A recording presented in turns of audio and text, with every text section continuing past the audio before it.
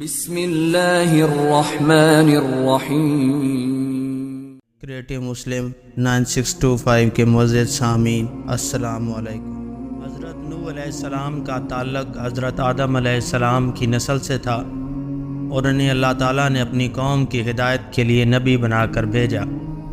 حضرت نوح علیہ السلام کی قوم اللہ کو بھول چکی تھی اور بت پرستی میں مبتلا ہو چکی تھی۔ قوم نوح مختلف بتوں کی عبادت کرتی تھی اور ان میں بدعتیں اور شرک عام ہو چکا تھا۔ اللہ تعالیٰ نے حضرت نوح علیہ السلام کو اس قوم کے لیے ہدایت کے راستے پر بلانے کے لیے نبی مقرر کیا۔ حضرت نوح نے اپنی قوم کو اللہ کی طرف بلانے اور انہیں شرک سے روکنے کا کام شروع کیا۔ حضرت نوح علیہ السلام نے اپنی قوم کو اللہ کے عذاب سے ڈرایا اور بتایا کہ اگر وہ اللہ کی عبادت اور اس کے حکموں کی پیروی نہیں کریں گے تو اللہ کا عذاب ان پر نازل ہوگا۔ لیکن قوم نوح نے ان کی باتوں پر توجہ نہ دی اور حضرت نوح علیہ السلام کا مذاق اڑانا شروع کر دیا۔ انہوں نے کہا کہ نوح علیہ السلام پاگل ہیں اور ان کی باتیں سمجھ سے باہر ہیں۔ حضرت نوح نے اپنے صبر کا مظاہرہ کرتے ہوئے مسلسل انہیں سمجھایا اور تبلیغ کی، لیکن قوم نوح نے حضرت نوح کی بات ماننے سے انکار کر دیا۔ حضرت نوح علیہ السلام نے اپنی قوم کو تقریباً 900 سال تک اللہ کی طرف بلایا۔ اس دوران انہوں نے اپنی قوم کو بار بار دعوت دی کہ وہ ایک اللہ کی عبادت کریں اور بت پرستی چھوڑ دیں۔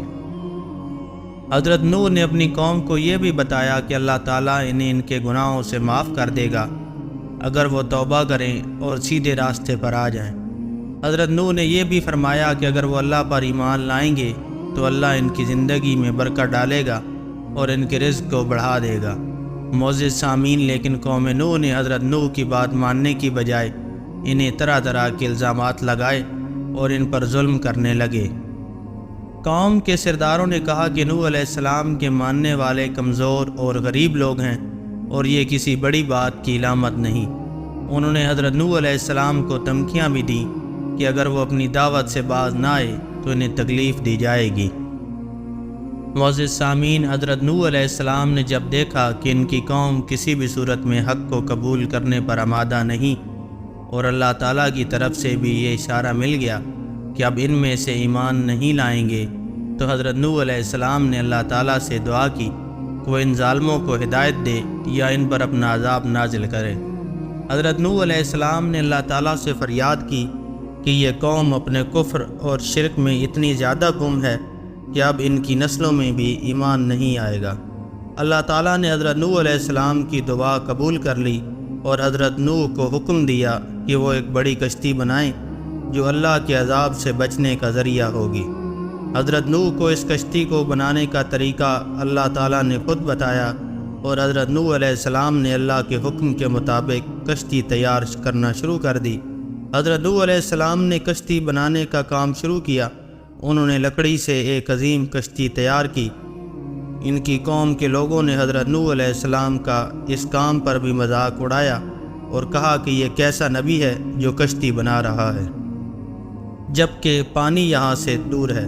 حضرت نوح علیہ السلام نے ان کے مذاق کو نظر انداز کیا اور اللہ کے حکم کے مطابق خاموشی سے اپنا کام جاری رکھا۔ حضرت نوح نے اپنے اہل و عیال اور چند مومنین کے ساتھ کشتی میں سوار ہونے کی تیاری بھی شروع کر دی۔ اللہ تعالیٰ نے حضرت نوح علیہ السلام کو حکم دیا کہ وہ کشتی میں ہر جانور کا ایک جوڑا لے لے تاکہ اللہ کے عذاب کے بعد یہ جانور دوبارہ دنیا میں زندہ رہ سکیں۔ چنانچہ حضرت نوح علیہ السلام نے اللہ کے حکم کے مطابق جانوروں کے جوڑوں کو کشتی میں سوار کیا۔ اس کے علاوہ ان کی چند اہل ایمان بھی کشتی میں سوار ہوئے۔ جب کشتی تیار ہو گئی اور حضرت نوح علیہ السلام، مومنین اور جانور کشتی میں سوار ہو گئے تو اللہ کا عذاب شروع ہوا۔ اللہ کے حکم سے آسمان سے تیز بارش برسنے لگی اور زمین سے پانی ابلنے لگا۔ یہ طوفان اس قدر شدید تھا کہ زمین اور آسمان کے درمیان پانی ہی پانی ہو گیا اور ہر طرف پانی کا سیلاب تھا۔ پورا علاقہ پانی سے بھر گیا اور لوگ اپنی جان بچانے کے لیے بھاگنے لگے۔ قوم نوح کے سردار اور دیگر افراد جو حضرت نوح علیہ السلام کی دعوت کو جھٹلانے اور ان کا مذاق اڑانے میں مشغول تھے، وہ سب اس طوفان میں غرق ہو گئے۔ حضرت نوح علیہ السلام کے بیٹے کو بھی جب حضرت نوح نے کشتی میں سوار ہونے کی دعوت دی تو اس نے کہا کہ وہ کسی پہاڑ پر چڑھ کر بچ جائے گا، لیکن اللہ کا عذاب ایسا تھا کہ پہاڑ بھی اس پانی میں غرق ہو گئے اور حضرت نوح کا بیٹا بھی بچ نہ سکا۔ چند دنوں کے بعد اللہ تعالیٰ نے پانی کو زمین سے واپس کھینچنے کا حکم دیا، آسمان سے بارش رک گئی اور زمین سے پانی واپس چلا گیا۔ کشتی ایک پہاڑ جودی پر جا کر رک گئی۔ حضرت نوح علیہ السلام اور ان کے ساتھیوں نے شکر ادا کیا کہ اللہ نے انہیں اس عذاب سے محفوظ رکھا۔ اللہ تعالیٰ نے حضرت نوح علیہ السلام اور ان کے ساتھیوں کو حکم دیا کہ وہ زمین پر دوبارہ آباد ہوں اور نسل انسانی کو پھیلائیں۔ حضرت نوح علیہ السلام اور ان کے ساتھیوں نے دوبارہ زمین پر آباد ہونا شروع کیا۔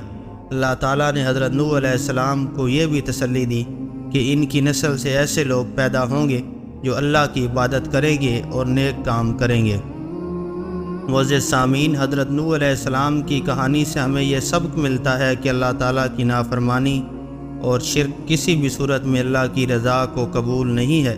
حضرت نوح علیہ السلام نے صبر و تحمل کے ساتھ اپنی قوم کو سیدھے راستے پر لانے کی کوشش کی، لیکن جب قوم نے اللہ کے حکم کو جھٹلایا تو اللہ کا عذاب ان پر نازل ہوا۔